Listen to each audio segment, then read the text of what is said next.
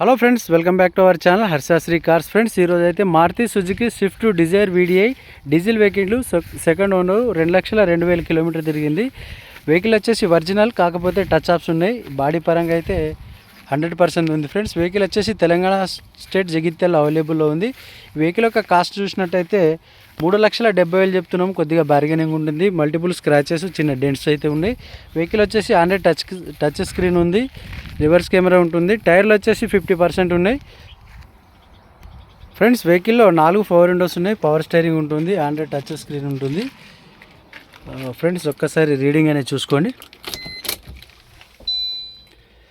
ఈ వెహికల్ యొక్క full video వచ్చేసి హర్షాశ్రీ కార్స్ యూట్యూబ్ ఛానల్ ఉంది.